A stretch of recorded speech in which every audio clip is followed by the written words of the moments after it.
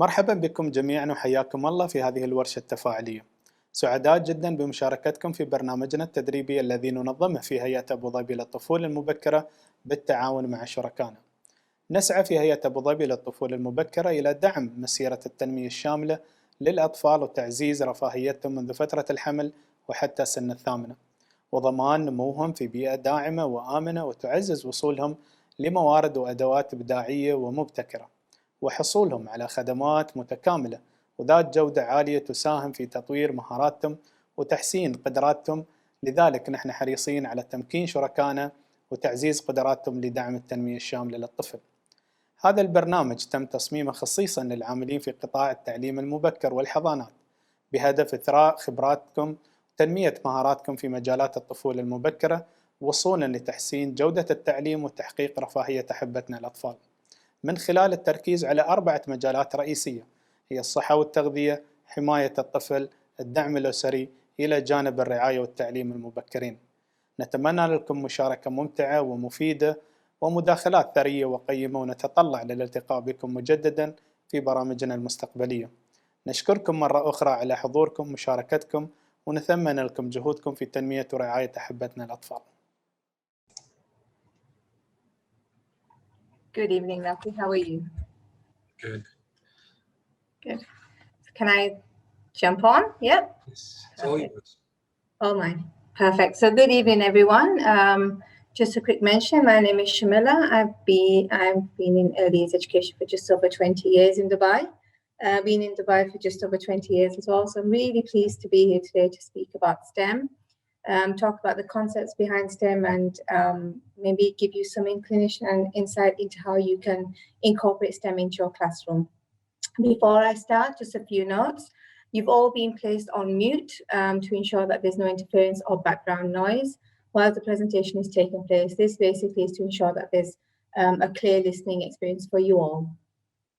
The chat function can be used to ask questions. Any questions that we've not been able to answer during the session will be downloaded, and after the session, they will be answered, and common questions will be answered in the forum.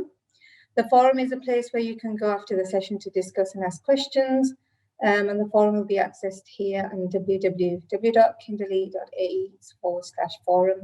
You'll also have this link. I think we sent it through email when you had your registration confirmation. At the end, there'll also be a test your knowledge. There we go, test your knowledge session after this session, and you receive an email with a code to access an online assessment. And you may also want to click on the question and answer section on the website that will support you through the assessment as well. And lastly, all these sessions are recorded and are available to watch in English, in Arabic, and are subtitled in Hindi. So let's start. So firstly, I'd just like to speak about what we plan to achieve at the end of the session. Our learning outcomes are to have an informed understanding of STEM and what this means in the early years. I hope to be able to support you in planning activities to promote problem solving, curiosity, interest and questioning and discovery. And to have begun to build a bank of different practical activities to capture your children's interests. So hopefully we can support you with that. For you to have a better understanding of the skills that you're promoting and to be able to confidently promote STEM learning in your settings through the cross-curricular approach. So the first question, of course, what is STEM? So I'm just going to go through the 4 subjects that come together to create the acronym STEM. We have science. So science is basically it's observing and experimenting, making predictions, hypotheses, sharing discoveries, asking questions and wondering how things work through exploration and gathering data. Children also look for relationships, patterns, and generate explanations and ideas using evidence. The next one is technology, which is a way of doing. Using tools, being inventive, identifying problems and making things work through looking at different living things, digital things, tools like computers and tablets. So that's where technology comes in. The third subject is engineering. So engineering is basically revolves around problem solving, using a variety of materials, designing and creating and building things that work. Mathematics is a way of measuring. It's sequencing patterns, exploring its shape, space, looking at volume, looking at quantities, looking at changes. So everything under that goes under the umbrella of mathematics. So just a quote here I'd like to read to you before we start. In the 21st century, scientific and technological innovations have become increasingly important as we face the benefits and challenges of both globalization and knowledge-based economy. To succeed in this new information-based, highly technological society, students need to develop their capabilities in STEM to levels much beyond what it was considered acceptable in the past. That's quite deep, that's quite strong. We think, oh, the little beings, little children in our classroom, how are we ever going to teach them STEM? These words, these subjects are quite intense when you read them. So how are we supposed to do that? And currently in education, our levels, we are very interested in STEM education, and how we're going to incorporate that in classroom is something we look at in a short while. Quality education builds on STEM concepts. So when we invite children to construct their own environments and explore the world, we're creating a base for STEM education. So we are allowing them to take control. We're allowing them to make inquisitive inquiries, to build on their inquisitive skills. They need to be aware of what they're doing and become more intentional in their own observations and their own explorations. So to be able to touch on the subject STEM, that's what we will be doing. We need to make them aware of what they're doing. We need to make their learning experience an intentional part of their conversation, an intentional part of their experience. And we need to allow children time to explore, but also allowing them to reflect that they've on what they've learned, ask questions, inquire, explore, and conversate. And maybe we can ask some questions as well. So this is the way they managed to touch on the subject of STEM. Now, I think STEM, when it was introduced to me a long time ago, I was quite taken back by the subjects that come together to form STEM. I didn't really enjoy it at school, so I was a bit worried about how I was going to teach them in the classroom, support the teachers teach it in the classroom. So a lot of the times I found educators would stay away from the whole notion of STEM and kind of shy away from exploring it. And I think what I'd like to do today is just kind of break everything up and explain to you that it's not as daunting as it actually sounds. In fact, I have to tell you that you don't need to worry, because good practitioners, good early year settings are already incorporating STEM in their classrooms. And many times you're not aware of that. Many times you're doing what you need to do and you do it to the best of your knowledge and the best of your experience. But you've not done it with the intention of incorporating STEM in the classroom. In fact, you have already incorporated STEM in your classroom. And I'd like to go through how. For instance, many of you must have done baking with your children or made Play-Doh in the classroom. Well, surprise, surprise. Here we go, 1 second. There. Surprise, surprise, you've actually been doing STEM in your classroom already, and I just want to break it down and explain how. So a simple baking activity that you do in your class, and you know children enjoy the baking, they love the measuring, they love the pouring, the mixing, they love to wait when the tray of baking comes back from the kitchen to see what they've made.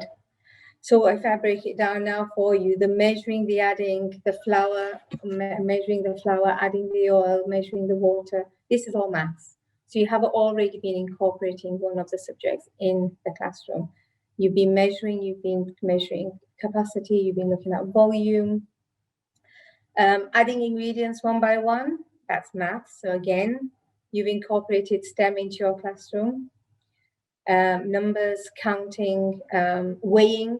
When you weigh the ingredients, you're looking at the dial, you're actually using numbers, you're understanding weight, heavy, light. I need to put maybe 300 grams of flour in our bowl, so children are measuring and understanding how to use weighing skills. That is STEM. Eggs, we want to add egg into our mixture, but the egg is inside the shell. The question, how should we take the egg out of the shell? That is also STEM. That's engineering. What are we going to do is smash the egg. If we smash the egg, what will happen? If we crack the egg, what will happen? What kind of force are we supposed to use to be able to take the egg out without creating a big mess or without creating a mixture with eggshells in it? So that again is engineering, technology, maths all in one. Mixing the ingredients and predicting what will happen, watching the outcome, what will happen, making guesses, making predictions, having conversations around that. Well, it's going in as a mixture, as a liquid. What's going to happen when it's been in the oven for 40 minutes? It comes back as a solid. That's science again. Using our senses, we see, we touch, we smell, we taste. Sometimes we hear. When we do experiments with baking soda, do we hear the fizz? We hear the fizz when it mixes with a mixture. When we smell the mixture of the cake, how does it smell? When we're making the Play-Doh, what does it smell like? Shall we add essence? What happens to the smell if we do add essence? All this is science, and it's all inquisitive. It's all questions being asked and children exploring for themselves, hands-on, what is happening in the classroom when we're doing baking or mixing activities as such. Following the recipe, again, how many quantities, step by step. First we add this, then we add this, then we mix. That again is science in itself. Maybe the recipe is available online, so you might be using the class computer, you might be using the class tablet. We're incorporating technology. Placing the mixture in the oven, as I've mentioned, watching it rise, watching changes happen. Again, that's science being incorporated. When the cake is out or when the Play-Doh is made, when you can make slices or you make a number of balls of Play-Doh, how many slices are there? How many balls of Play-Doh can I make? Maybe you've made cupcakes. How many cupcakes are there? Again, that's maths. Now with the cupcakes, again, came to mind just now is maybe you've got 6 cupcakes and you give 2 to a friend. How many are left over? Again, we've incorporated maths. So I think what we need to do is understand to look a little bit deeper, a little bit further into the activities that we're doing and understand that if we turn those activities into intentional STEM activities, we'll be able to incorporate STEM quite easily into our classrooms or continue to incorporate STEM into our classrooms, but be more of an intention. The main instruction for educators is to see the activity at hand as intentionally organized to incorporate STEM. Ask open-ended questions, allow children to make predictions, allow children to reflect on experiences, and that's really important part of STEM. Lots of questions, how, why, what, when, what will happen if I do this, how will this happen? An activity that just popped up into mind now, I did have a classroom where children were building. They were building with foam blocks, and foam blocks are quite light in weight, so every time the door opened, the foam block construction would fall down. Now, the question was, how do I keep the foam blocks from falling down? Investigations were made, things were spoken about, what happens, what do we do with bricks when we layer up a building? We use cement. What can we use for our foam blocks? There was a table next door, next to the children who were building using foam, so shaving foam, and someone said, what if we use shaving foam? And then that was used as the cement between the blocks, and yes, it didn't break down. So children ask questions, they explore different materials available in their classroom, different resources, and come up with ideas and investigations and solutions to their problems or solutions to things that that they're having to question about, things that they want to learn a little bit more about. So lots of support in that area.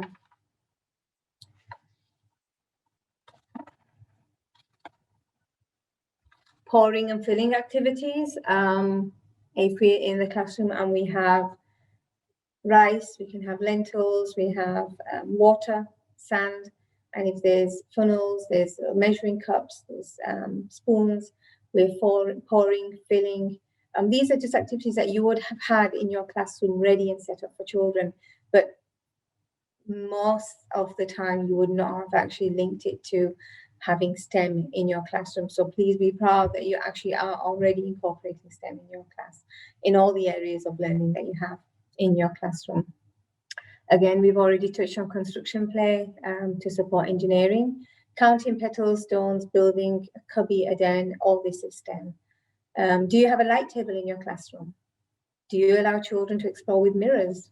I know mirrors is a huge play prop that we have in our classroom, where children can look at reflections, they can look at lines of symmetry, they are able to explore shadows with torch. So many different areas can be covered with just having particular props set up in your classroom, like mirrors, torches, like a light table, little light up candles, the electronic candles that we have.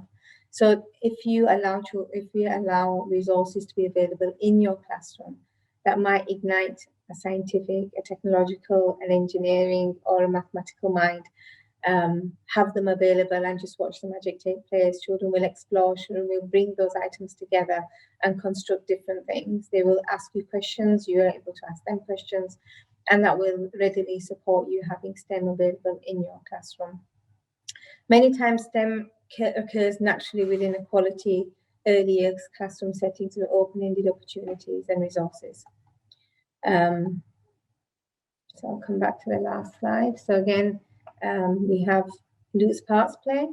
I think this is something that will really support STEM in your classroom if you support the concept of loose parts play, because that will ignite the inquisitive mind. It will support investigation, it will support construction, it will also support questioning, planning, technology. It will support so many things because children then are free to kind of put different things together to construct or to support their play. In the past, we've had many classrooms set up with intentional activities. Usually what we find now is intentional activities will narrow the learning experience for that child, will not give a chance for the child to explore and explore and be able to learn from different things.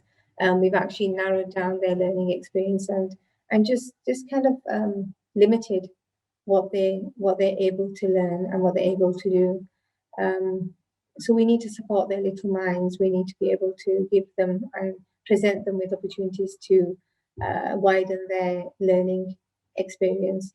Vince Gorman here said play is not a break from learning. It is endless, delightful, deep, engaging, practical learning. It's a doorway into a child's heart. So when we see children playing, many times we do say, oh, they're only playing. But in fact, I think we need to look a little bit deeper. We're actually giving children an opportunity to learn, to explore, to investigate, to question. All these words will keep coming back and back in conversation this evening. We can also have intentionally planned STEM activities. That is, an example of that is the Three Little Pigs. If you read the story and then present children with resources to now build the houses that have been spoken about, allow them to put things together. They will question, they will think to themselves, what can we do to build the brick house? What can I do to make the stick house strong, the straw house, sorry, and so on. So these are the kind of things, the wood house, what can we do? How are we going to build these houses? It could be a group activity, it could be an individual activity, but that's intentional. So try to, apart from loose parts play and giving children endless ways to explore, ways that they're able to lead their own learning experience, also provide them with the intentional experiences, but not structured and not too much led. So in a way, the child's able to take the concept that you've introduced to them to the next level. How many have found, and how many of you found a caterpillar in the classroom, in the garden, sorry, and brought it back to the classroom in the little glass boxes that I've seen around the school, around the early years settings? in Dubai, and watch the caterpillar cocoon. I'm waiting for it to become a butterfly. That is also inquisitive learning. It's led because we know that a caterpillar will eventually turn into a butterfly. But what we want children to understand is the actual process that the caterpillar goes through to become the butterfly. Again, that's a science of living things. Just want to go back. So STEM in education in early years. Science begins with, I just want to read this out to you. Science begins with children's first small acts of explorations. For example, babies look around curiously. So STEM can start right from the youngest age, right from the baby's class. They look around curiously, they observe, they reach out to touch, they put things in their mouth to test, to taste, and infancy in full science. Pulling things to see what happens, squeezing things as a toddler acquires language, the questions being why is the grass green, and so on. So all the way through early years, children are able to enjoy or be exposed to STEM education. And I think what we need to do is we need to decide how, what, and why and how it will be incorporated into the classroom to make it practically available to children.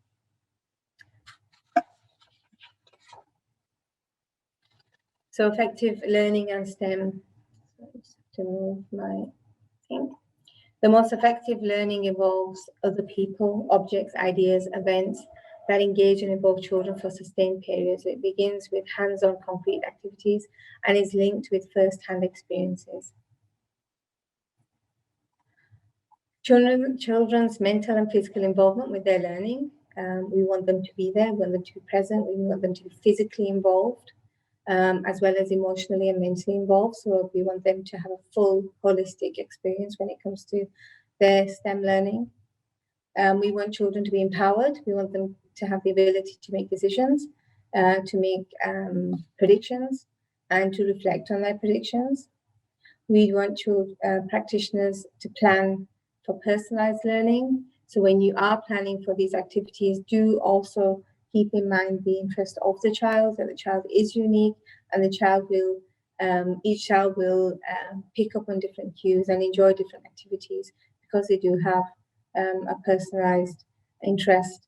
And I think what we need to do is keep that concept alive, and we do need to keep that in mind when we are planning for children, when it comes to STEM, because the most productivity we'll get from children is when we follow up on activities that they're interested in.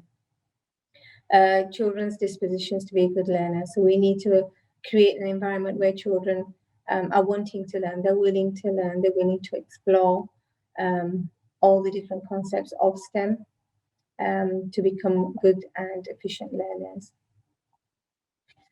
So effective learning works. Some nice biscuits there. Control, we need to give control to the child, empower them, let them lead their activity, give the child the object in their hand as many times as we can, wherever possible. Let them be in charge of their learning experience. We want their experience to be concrete and hands-on. So again, giving them the control. We need to tap into a child's interest. As I've mentioned, a personalized learning plan would also be supported here. So we need to understand what children are interested in and bring that into the classroom to support STEM. Motivation, intrinsic. Children explore because it's personally rewarding and they are enjoying the experience. That's when they're interested and it's voluntary. They want to learn, they want to explore, they're enjoying themselves. You've already tapped into their interests, you've already given them a hands-on experience, you've given them control of their activity. They will want to explore, they'll have pleasure in what they're doing. They will feel confident and they'll feel a sense of competence that they can do it. You've empowered them. They will, and when children are empowered, they ask questions. They have inquiry-based activities. They will inquire, they will ask questions, and they wait for your responses because that's where they learn the best. Probability of success is no wrong way of exploring a biscuit. If a child wants to taste a biscuit, we've already explored science. If a child has half a biscuit, again, we're doing maths. How does it feel? how does it smell, how does it taste, how have we incorporated STEM into the classroom with just having biscuits available to explore. Opportunities for effective early years STEM development. Learning areas within early years settings easily caters for integrated nature of STEM learning. So whatever curriculum you're following, whatever learning outcomes or learning areas you have within your curriculum, you will be able to incorporate STEM into the classroom. And a lot of it will be overlapping. A lot of it will be supporting each other. So you'll have technology with science, maths with engineering, and that's an amazing way to approach STEM in the classroom. Try to integrate and overlap the different concepts of STEM, because it is a holistic way to learn in the 4 subject areas within the classroom. For example, in the water area, you can include objects for floating and sinking. Children can consider what objects float, why they float, what are the key features of the objects that float, and of the objects that sink. Involve the children in purposeful talk about what is happening. Invite children to share their thoughts linked to size and weight of the object. So again, we've spoken about maths, we're looking at science, we're looking at technology, and we're looking at engineering, all within this one activity.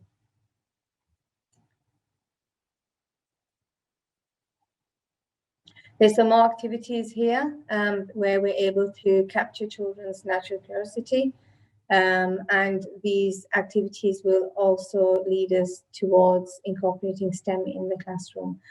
You must be all aware of the famous rocket balloons. That is definitely science in itself, technology and engineering. So do different activities such as rocket balloon, and ask some questions. What do you think happened? Why did the rocket fly across the room? What caused that to happen? Speak about forces, talk about blowing up the balloon, letting it go, what happened. The next is melting ice. If you have ice, how does it feel? Is it cold? Why is it melting? What happens if I put it back in the freezer, the water, will it become ice again? If I remove it, what happens if the atmosphere is too warm outside?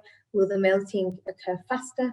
Will it slow it down if I'm in a colder room? These are the kind of questions that you need to be able to support a child with when they're exploring science with ice. Build structures. How tall, how short, how strong? Are you building a den? Are we building a house? These are, again, this is engineering in itself. So build structures. Construction area is very important in your classroom. Have different size blocks. You can give them a chance to explore, give them a chance to question themselves. Will it work? Is it working? What will happen if I put the smaller block on top of the bigger block? Will it balance? If it's not balancing, why is it not balancing? Making rolling or sliding objects down a ramp. What happens if the ramp is high? If it's low, can I extend the ramp? If I extend the ramp, what will happen? If it's a straight ramp, I've taken away the incline, what will happen? So all these are questions that once you've provided these areas or these learning opportunities for children, they will voluntarily ask these questions to themselves. And if you're there and available for them, they'll ask you those questions and be able to get answers. And when they do get the answers, they can then build on that learning experience. And then when children are busy in their learning, especially when it comes to ramps, I've seen other children will join and become a classroom project. Create a waterway.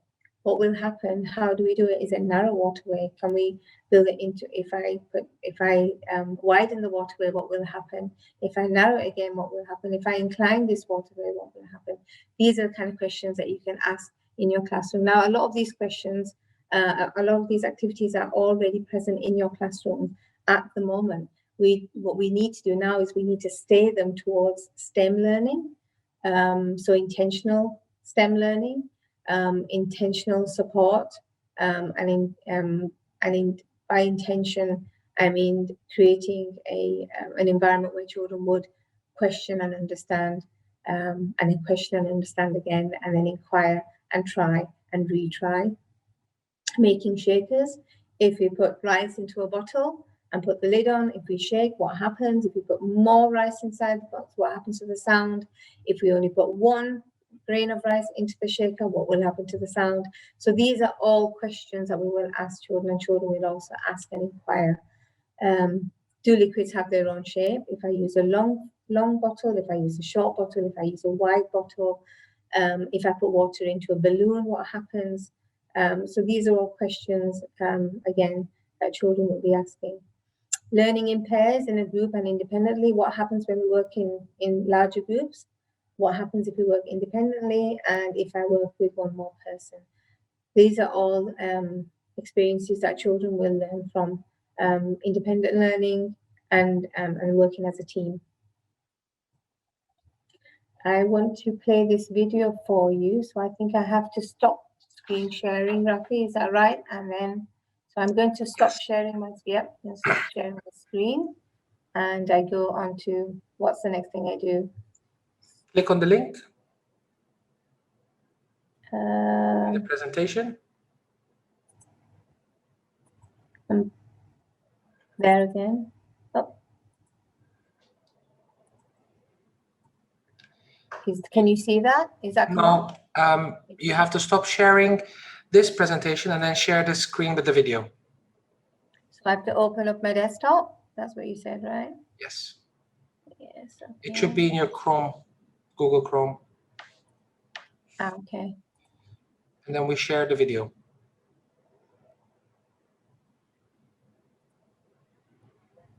Oops. And back onto my, yep, and then screen share again. Yes. And that one there. And can you see that now? Yes. Perfect. We did it, yes. There we go. Let's give you a few minutes.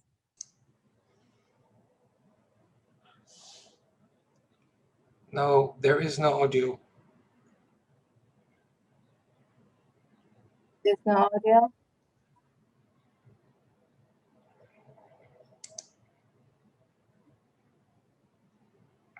Is it, Rafi, is it not working? No, the video is running, but there is no audio. Okay, so how would I get the audio on? Sorry, guys. Can I get the link?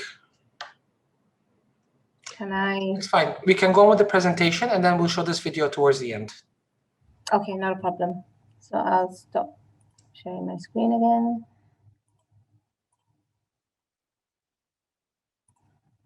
There we go. So when we go at the end, we can share it, right? It's quite a nice video. I do want to share it. Yes. Okay, yeah, perfect. Can you see the screen now? The presentation? No.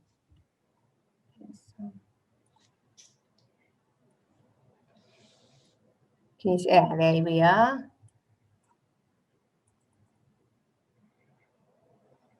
Just want to get on to my web.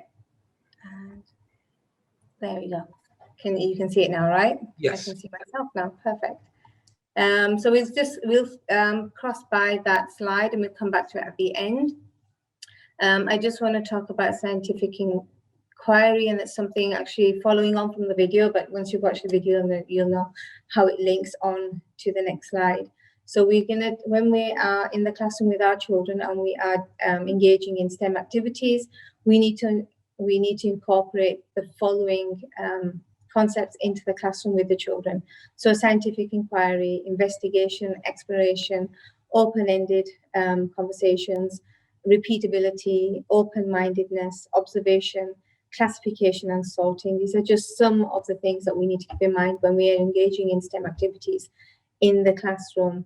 In your mind's eye, take a quick look around your setting. Just now, maybe just close your eyes for a couple of seconds.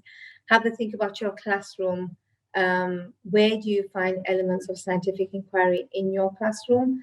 And how can the learning environment be designed to support STEM education if that is not already happening in your classroom at the moment? So do take a few minutes just to think about your classroom as the next slides come up. and think about what you could do to intentionally incorporate STEM into the classroom. As I've said, many of you are already probably doing it. And as I've been talking, say, yes, I'm doing that. Yes, I'm doing that. But now what we want to do is we want to turn it around a little bit and make it as an intentional activity, an intentional STEM activity in your classroom. So activities to support scientific inquiry. So there's a few here. I'm just going to focus on science at the moment.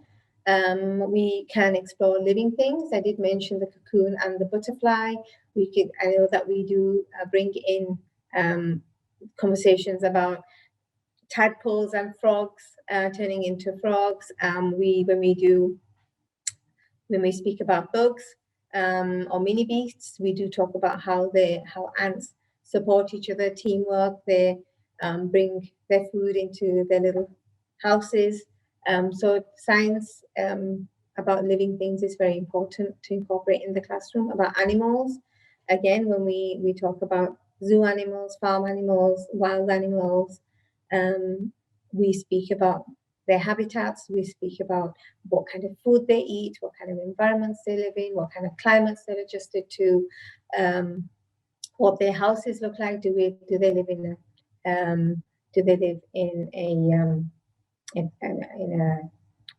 cave? Do they make their nests? Do they live on the mountains? So these are the kind of things that we'll be asking and the kind of things that we're presenting to children in the classroom to support scientific inquiry. We talk about changes. Changes can incorporate all kinds of changes in atmosphere, changes in weather, changes in behavior, changes in the state of a liquid, maybe when you boil it, maybe when you heat it, maybe when you put it into a mixture and put it into the oven, as we spoke about baking earlier. We talk about materials, the different types of materials that they have. We might have plastic, we might have cotton, as in fabric. We would have metal. Is it cold? Is it warm? How does it feel? What kind of noises does it make when you clang it together? If you've got a wooden spoon, if you've got a metal spoon. These are the kind of things that we would speak about when talking about materials. Copper, gold, silver, plastic again. I've spoken about glass. I've already spoken about the weather, about the environment, and then forces as well. These are the kind of things that we would expect to incorporate in the classroom in an intentional way to bring in STEM into your curriculum. So I just want you to look at this photograph for a minute, and what I would usually do was ask you to speak and let me know physically what you think, what kind of learning is taking place at the moment. But I think it's going to be from my side, so I'm sure you'll be thinking about the same things I'll be talking about. So this is a couple of children playing with mud. They have cupcake holders, basins, forks, mixing trays, spoons. Basically the same kind of concept as a mud kitchen. A few years ago, the whole craze of a mud kitchen came into being, and a lot of the time the question was why? What's so good about a mud kitchen? Why do we all need mud kitchens in our classrooms? I remember being asked this question a few years ago. So why do we need a mud kitchen? A mud kitchen. So why do we need a mud kitchen? Now, when contemplating children's fascination for mud play, everything is there. Elemental materials. We've got different kinds of materials. We support inquiry during mud kitchen play. Fascination, transformation, alchemy, experimental exploration, fantasy, senses, touch, smell, see. I hope not taste, but it's there. The senses will be explored. Self-discovery, connection with nature, the appreciation of the environment. Maths opportunities are there. Lots of measuring, filling, emptying, exploring, adding water. What happens when you add water? Does it become more runny? If you add more soil or mud, what happens? Imaginative role play, making cupcakes, making cakes, cooking a stew. I've had baking cupcakes, making a cup of tea, mud cup of tea. So again, imagination and role play allows for curiosity, exploration, and experimentation in an open-ended way. So these are all different concepts a child is learning when they do engage in mud play or mud kitchen activities. So there's a lot. There's probably more reasons why we might incorporate this concept into the classroom or into the area. I know with the COVID scenario at the moment, communal play with such activities probably is not permitted. But I think what we could do is invest in individual trays for each child so they're not missing out on these opportunities to explore, give them their own utensils, give them their own play resources so they're able to continue exploring and continue to learn, and we're not taking that experience away from them. We can also promote STEM learning through the learning of shapes, through structures, through sound and music, loud music, soft music, fast music, music with a couple of beats, music with one beat, through light and color, through daily routines, through plastic and the environment. So there's so many different ways we can promote STEM learning inside the classroom, in addition to the activities that we've mentioned through the session. Ask questions, invite questions, as I've mentioned, just to recap. What if, why, how, what will happen, why did it happen? If I do this, what will happen? If I do this, what will happen? So lots of questions, lots of inquiry. Just going to move on to planning quickly. So when you are planning for STEM, just keep the following things in mind. We need to provide opportunities that will interest children. Again, following their interests, as mentioned. What subject areas are you trying to promote? Try to narrow down what you want to achieve at the end of the session. Is it technology? Is it computing? Is it science? Is it maths? But remember, the overlapping will be there.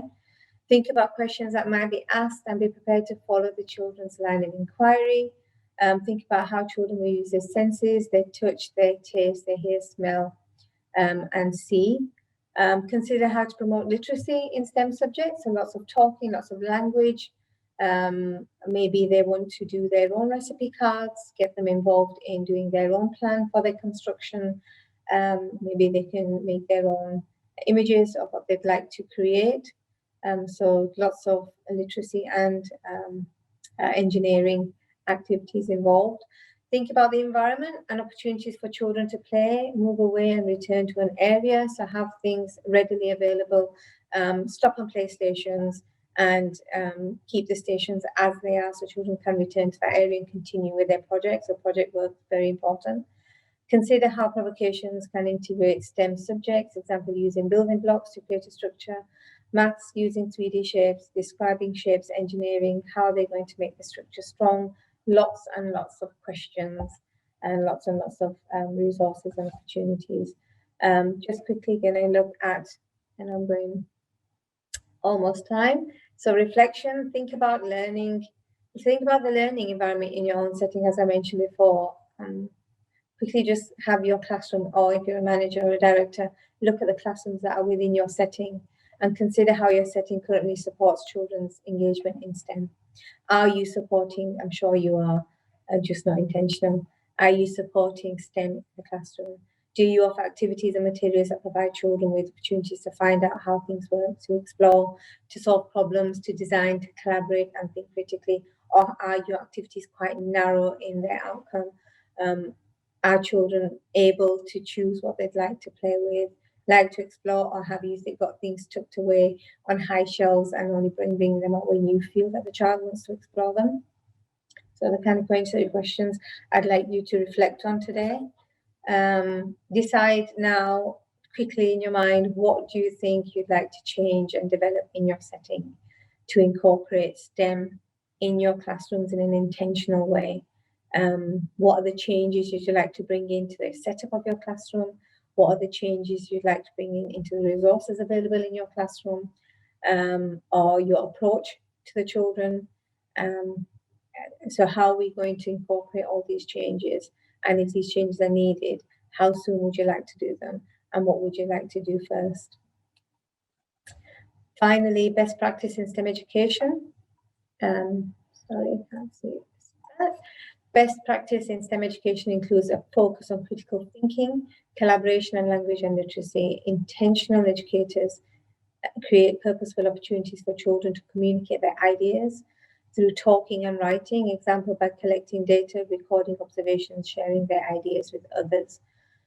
So do reflect, do look at your classrooms, have a look at what you'd like to do to make changes to support STEM education in your classrooms. Maybe it's just the way you've approached the activities, or maybe the way you've presented the activities, because it's not difficult. I did think it was a difficult thing when very first time I was introduced to the concept. I was like, how are we going to incorporate these subjects in the classroom? But a good nursery, a good setting, a high quality setting is already doing this. Like I said, maybe without intention, but it is happening in your settings already. There's these links that I'd like to share later. I can share them at the end. There's some videos that you could watch to support STEM in your classroom, so you'd have access to these videos and links. And that's me.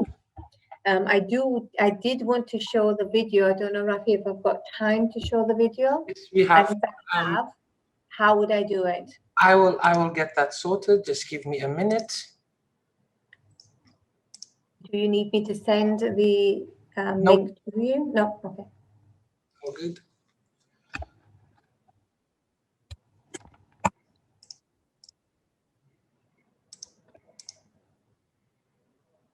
I'll just have a look at this.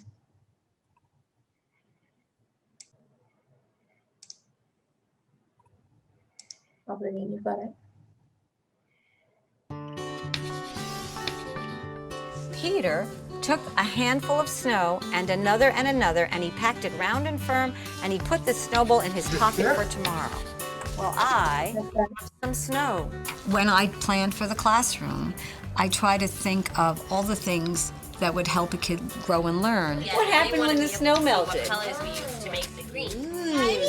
That's what happened. It did. It turned into water. We started talking about being scientists, and I have a few scientific inquiries that I wanted to do with the kids, with snow, and have them predict, and them be scientists, and them be explorers. What kind of snow is it? Is it the snow that just fell down outside on the ground? No, because it's been sitting in our classroom for a long time, hasn't it? It's ice. What happens when you put more water in here? Does this move? 3!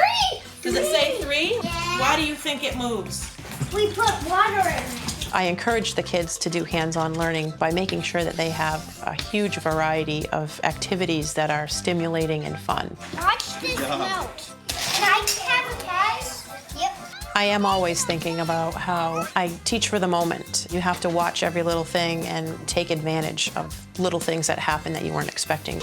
Who helped make this structure? I built a thing before everyone made it. Okay, can you tell me a little bit about it? It's a car city. Who put this ramp here like this? I did that so the cars could go down and get out. Let's build it more. The block area allows the children to work on various skills and strategies. The children can be asked to name and sort shapes and colors. We can ask them to describe blocks using different vocabulary. What are the shapes of these blocks? Do you know the Rectangles. rectangles? And what about these blocks? Circles. Circles? Yeah. How many hearts are in this jar? In our classroom during Circle, we did estimation station. We'll put a number of objects into a jar and have the children look at the jar and try to guess how many objects are in that jar. 1, 2, 3. How many do you think are in there? 12. I don't know how to write a 2, but I know how to write a 0. 9, I think. You think 9? Okay. We then count the objects out together, and that way they're able to see if their guess was close to the number of objects that were in that jar. Let's so see. close. You were so close. You guessed 12. So very close. Olivia guessed 13. How about a round of applause for Olivia? When we do science and math, we do writing as well. Let's start with the watermelon. Draw a picture of your watermelon. So at today's project with the fruit tasting, they were asked to draw a picture of the fruit or the vegetable that they ate, and then they had to mark an X or a check mark in a yes or no box to see if they liked the fruit. So now they're recognizing their shapes and they're recognizing colors. They're working on their writing of letters also. So it incorporates 3 or 4 different skills all into one project. The whole watermelon, when it was together before we cut it, what did it look like? What shape? It was huge. Learning can happen anywhere, whether with the teacher-directed activity with the fruit and the vegetables, or planting the seeds, or the goop. I like good. Or even when we're outside on the playground, it can happen anywhere. Can we make the leaf move if we all blow it? And to be on top of that and understand what kind of opportunities you have to teach all different kinds of things can be important. Look at the bubbles you're making. This.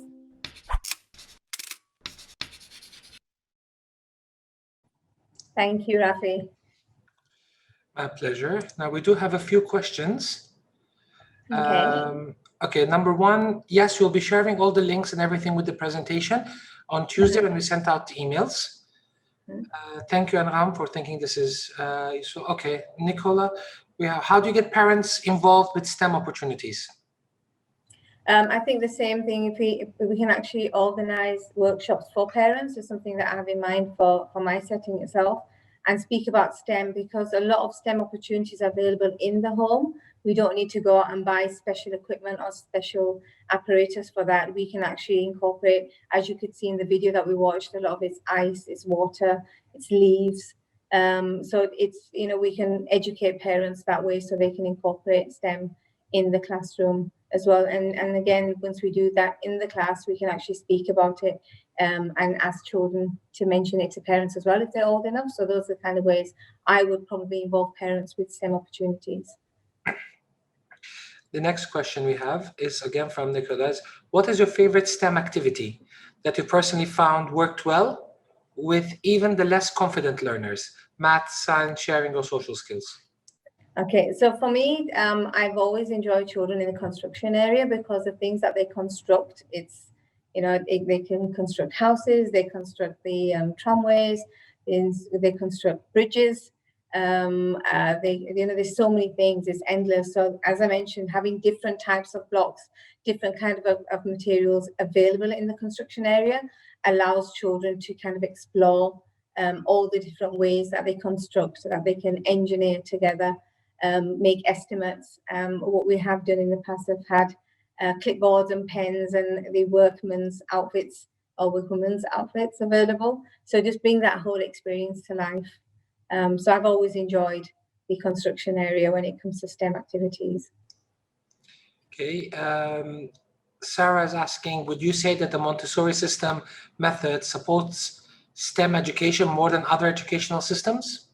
No, I think they all kind of complement the STEM approach. Montessori, yes, we have many activities that are STEM related, but I think with Montessori equipment, it's quite limited. Well, it's quite narrow. We only able to use Montessori equipment in Montessori classrooms, whereas usually in a regular classroom or a classroom that's more play-based or inquiry-based, we have open-ended resources that you would not find in a Montessori system. So I think both of them incorporate STEM activities within the system themselves. But I think with classrooms where they have open-ended learning opportunities, we go a bit beyond the Montessori equipment and they're able to explore a little bit more widely than they would do with the Montessori equipment itself. So they both would, but I think, to be honest, I think Montessori still it's the specific equipment that you'd be using in the classroom. Okay. Ivy, in regards to the assessment, it's not going to be per topic. It's going to be an assessment that's going to be sent after all the trainings, and you only need to do the assessment and complete it if you want to get your certificate cash endorsed. If you just want the CBD certificate, that will be sent after each session. That you get that for attending the session. Okay. Yes, we did not still send out Tapua. We still did not send out the the content and everything for the previous sessions because they were not yet approved, and they just got approved, so we'll be sending them out on Tuesday. Okay. Thank you. What activities of STEM can we implement to avoid the spread of COVID-19? Yeah, as I think I mentioned this morning and now as well, what we've done in our settings, we've invested in individual trays.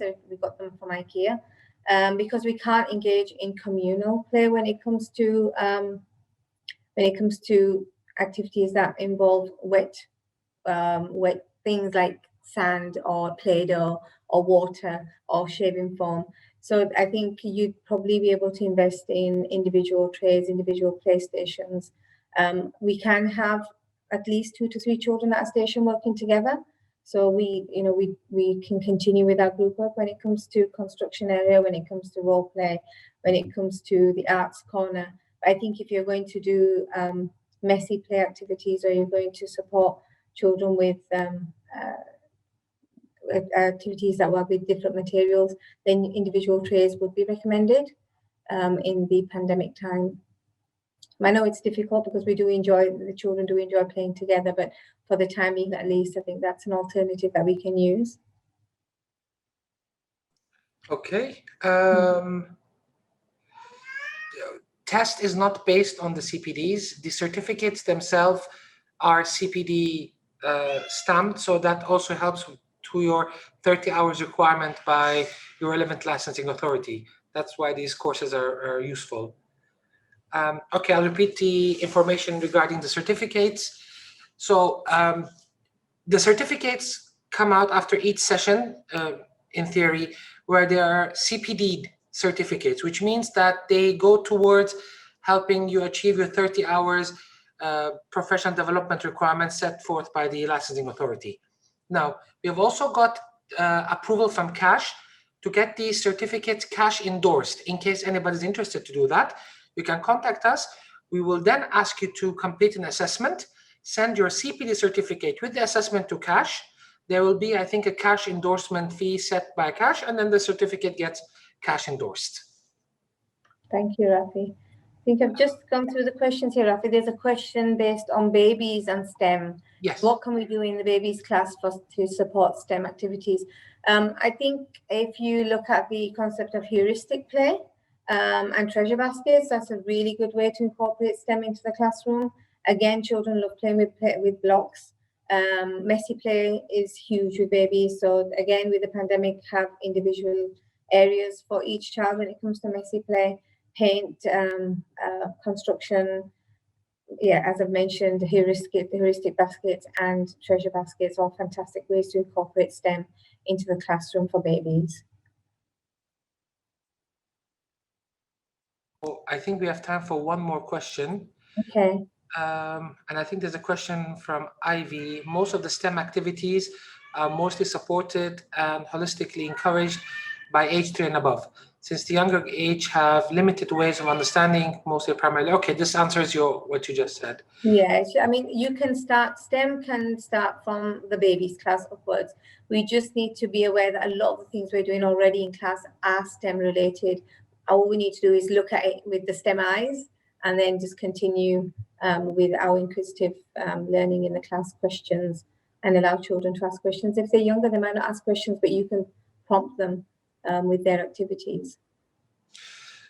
Okay, I think that's all the time we have for today. Thank you, everyone. And hopefully Tuesday, we would get the certificate and the presentation with all the links for you to either access and to pass it on to your colleagues or other staff members. All right, thank you very much. Have a lovely evening. Thank you, Shamila. Thank you, Rafi. Have a nice evening, guys. We'll see you next Saturday. Yes, will do. Thank you. Bye-bye.